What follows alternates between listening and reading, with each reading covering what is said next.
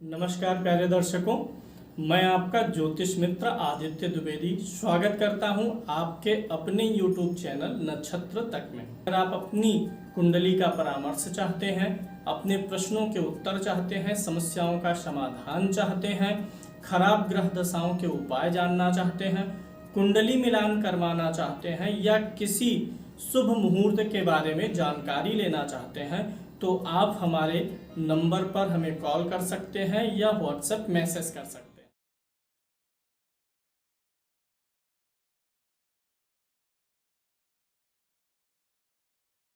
आज हम पंचम भाव के स्वामी, जो आपकी कुंडली में पांचवें घर का स्वामी है, वह कुंडली के किस भाव में बैठे तो अच्छा है, किस भाव में बैठे तो बुरा है। पहले यहाँ पर हम आपको एक चीज से अवगत कराएंगे कि कुंडली में 3 घर के स्वामी यानी पहले घर का स्वामी, पंचम का स्वामी और नवम का स्वामी कारक ग्रह कहलाता है। कारक मतलब शुभ ग्रह, हम हर स्थिति में अच्छा रिजल्ट देने वाला ग्रह। तो पंचम भाव का स्वामी जो पंचमाधिपति होगा, पंचम का स्वामी होगा, वह आपका कारक ग्रह है। तो कारक ग्रह का स्टोन पहना जा सकता है। कौन सा स्टोन आपको पहनना है यह भी मैं बताऊंगा और आप बड़ी आसानी से जान पाएंगे कि कितना पहनना है, स्टोन कौन सा। पहले आपको यह निर्धारित करना है कि पंचमाधिपति कौन है।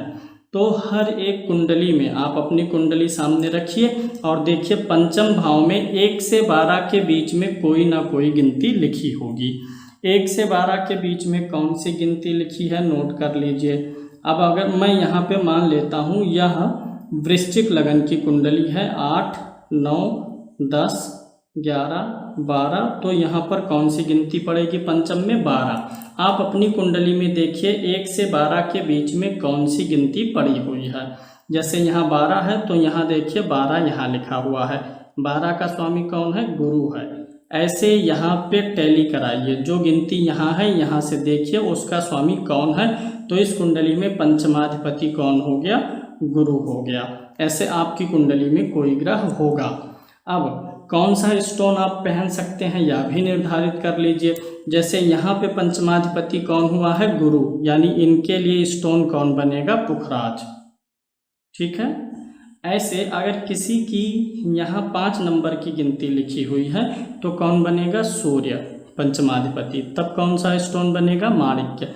इस प्रकार से आप जान सकते हैं।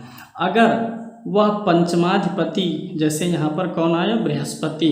अगर यह बृहस्पति कुंडली में कहीं भी 10 नंबर की गिनती पर बैठा होगा, जैसे अगर किसी का सूर्य आया और वह 7 नंबर पर होगा, चंद्रमा आया और वह कुंडली में कहीं 8 नंबर की गिनती पर होगा, अगर किसी का मंगल आया और वह कुंडली में कहीं 4 नंबर की गिनती पर बैठा होगा, बुध आया किसी का और वह कुंडली में कहीं भी 12 नंबर की गिनती पर होगा, गुरु आया पंचमाधिपति और कुंडली में कहीं जहां 10 नंबर की गिनती लिखी है वहां पे अगर गुरु बैठा है, शुक्र आया पंचमाधिपति और कुंडली में कहीं 6 नंबर की गिनती पर बैठा है, शनि आया और कुंडली में 1 नंबर की गिनती पर बैठा है, तो ये स्टोन नहीं पहनेंगे आप। तब आपको एस्ट्रोलॉजर से जो है सलाह लेनी पड़ेगी। दूसरी चीज, जो आपका पंचमाधिपति आया अगर वह इस 6वें घर में, 8वें घर में और 12वें घर में है तो भी आप स्टोन नहीं पहनेंगे, तो आपको सलाह लेना है। अगर आपका पंचमाधिपति जो ग्रह है वह इस नीच राशि में ना बैठा हो, इधर जो गिनतियां लिखी गई हैं वो ग्रहों की नीच राशियां हैं, अगर नीच राशि में ना हो, 6, 8, 12 में ना हो, तो आप उनका स्टोन पहन सकते हैं। सूर्य का माणिक्य, चंद्रमा का मोती, मंगल का मूंगा, बुध का पन्ना, गुरु का पुखरा, शुक्र का ओपल, डायमंड, जरकन और शनि का नीलम पहना जा सकता है। हाँ, एक चीज और बहुत महत्वपूर्ण चीज मैं बताऊं, रत्न आपको सूट करेगा कि नहीं इसके टेस्टिंग की एक गौड़ विधि है। गौड़ विधि मतलब जिसको देसी विधि कह सकते हैं ट्राई करने का। मान लीजिए कि आपको जानना है कि पुखराज आपको सूट करेगा कि नहीं। देखिए, ऐसा ये जो स्टोन का क्षेत्र है, ऐसा नहीं है कि कुंडली देख के आपको बता दिया गया कि ये स्टोन सूट करेगा तो आप पहनिए। क्या होगा, 80% मामलों में सूट करेगा, लेकिन कभी कभी 20% मामलों में वह स्टोन नहीं सूट करता है। और कभी कभी ऐसा भी हो सकता है कि जो स्टोन कुंडली में लगेगा कि ग्रह खराब है ना पहना जाए वहाँ पर होगा, वह स्टोन आपको सूट कर जाता है। क्योंकि पत्थरों, यह एक सिर्फ कुंडली देख के एक अनुमान लगाया जाता है, लेकिन पत्थरों का अपना और शरीर का अपना तत्व होता है। कोई किसको क्या सूट कर जाए, जैसे किसी को पैरासीटामोल भी रिएक्शन कर जाए। पैरासीटामोल संसार में किसी को नहीं करता जल्दी रिएक्शन, लेकिन हो सकता है किसी एक को कर गया। तो इसका ट्राई करने का तरीका क्या है मैं बताता हूँ। जैसे पुखराज ट्राई करना है तो बृहस्पतिवार के दिन यानी रात्रि को, बृहस्पतिवार की रात्रि में जब आप सोने जाते हैं, बिस्तर में अपने तकिए के नीचे पुखराज स्टोन रख दीजिए और सो जाइए। पुखराज स्टोन रख करके सो के देखेंगे, जब आप बुरा सपना आए, डरावना सपना आए, या रात को डर भय लगे, गंदे सपने आ जाएं, मतलब बैड फीलिंग हुआ, तो जानिए इसको नहीं पहनना है। और अगर बैड फीलिंग नहीं हुआ रात भर तो उसे आप ट्राई कर सकते हैं। यह एक गौड़ विधि है, या कोई प्रमाणिक विधि नहीं है, ये सिर्फ एक गौड़ विधि है जो अक्सर हमारे दादा परदादा अपनाया करते थे लोगों को बताने के पहले। वही विधि हम आपको भी बता रहे हैं। अब चलेंगे विषय वस्तु पर आ जाते हैं कि अगर पंचम भाव का स्वामी किस भाव में है तो ज़्यादा अच्छा फल देगा, कहाँ है तो खराब फल देगा। देखिए एक चीज़ और, अगर आपका पंचमाधिपति सूर्य नीच राशि में है तो उसके मंत्र का जाप करिए। पंचमाधिपति चंद्रमा नीच में है, उसके मंत्र का जाप, यानी जो ग्रह नीच का है, पंचमाधिपति होकर के नीच का है, तो उसके मंत्र का जाप आपको करना चाहिए। अगर पंचम भाव का स्वामी जो भी ग्रह आया, जैसे यहाँ 12 था तो 12 का स्वामी कौन हुआ, गुरु, और वह गुरु अगर लगन में हो, ऐसे अगर किसी का सूर्य आया और सूर्य लगन में हो, अगर पंचम भाव का स्वामी लगन में बैठा हो, पहले घर में बैठा हो, तो ऐसा जातक बुद्धिमान, विख्यात शास्त्रवेत्ता, लेकिन कंजूस प्रवृत्ति का होता है और अपने हित को साधने वाला होता है। वेद विशारद, धर्म का ज्ञाता होता है, और ऐसे व्यक्ति की संतान उसकी अनुकरण करती है, आज्ञा का पालन करती है। कुल मिलाकर के पंचमाधिपति लगन में जाए तो अच्छा है। पंचमाधिपति अगर दूसरे भाव में गया हो तो ऐसे में जातक धनवान होता है, और जातक जो है धर्म का प्रेमी होता है, ऊंचे पद की प्राप्ति का योग होता है, ख्याति होती है, और कुलेश से द्रव्य की प्राप्ति करता है, यानी जो अपने कुल खानदान के लोग हैं ऐसे लोगों से साथ सहयोग और ज़रूरत पड़ने पर धन का लाभ मिलता है। लेकिन ऐसा व्यक्ति अपने कुटुंबी जनों का जो है बुराई भी करता है, जिनसे लाभ मिलता है उन्हीं की बुराई भी करने लगता है। तो द्वितीय भाव में जाना भी एक तरीके से शुभ है। तृतीय भाव में अगर पंचमाधिपति पांचवें भाव का स्वामी अगर तीसरे भाव में गया हो तो व्यक्ति बड़ी मधुर भाषा बोलता है, और अपने भाई बंधुओं में उसका बड़ा यश होता है। उसके भाई बंधु जो होते हैं उसकी प्रशंसा करते हैं, सब तरफ उसका गुणगान करते हैं, और ऐसा व्यक्ति पराक्रमी होता है, पुत्र से, भाई बंधु आदि से सुखी होता है, और ऐसा जातक अपने भाई बंधुओं के अधीन होकर के काम करता है।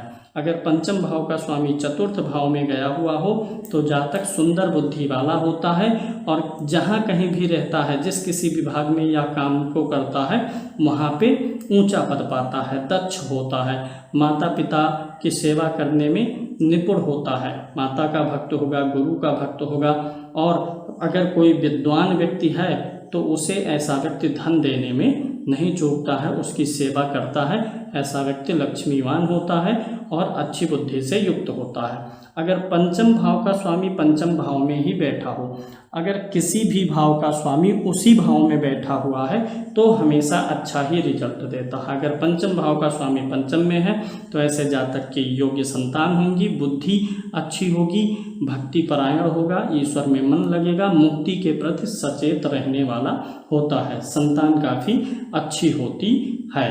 लेकिन कभी कभी अगर पंचम का स्वामी पंचम में होता है तो पुत्र की आयु के लिए भी खतरा पैदा कर सकता है।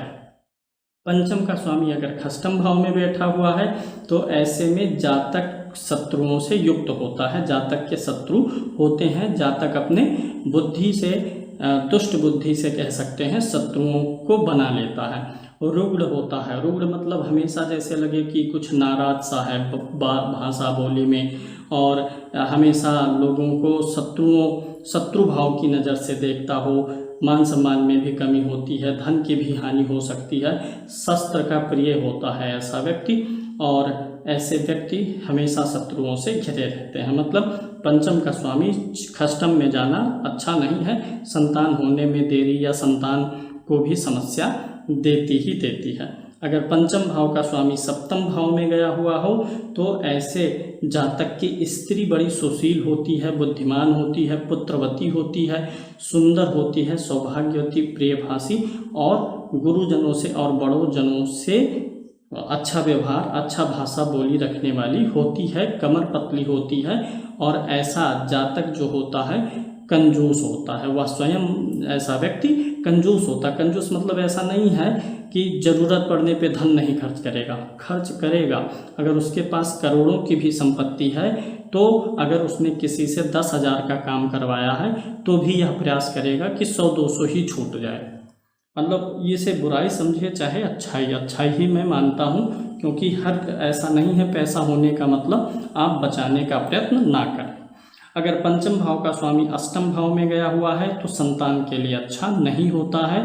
संतान के लिए देर से होना, संतान में पैदा होने के समय कोई दिक्कत होना, गर्भ में दिक्कत होना, मतलब संतान के लिए कुल मिलाकर के अच्छा नहीं है। संतान रोगी हो सकती है, और ऐसा व्यक्ति स्त्री से दुखी भी होता है, अपनी स्त्री से दुखी होता है, कभी कभी कटु भाषा का प्रयोग करता है, और रोग व्याधि में धन भी खर्च होता है, चपल होता है।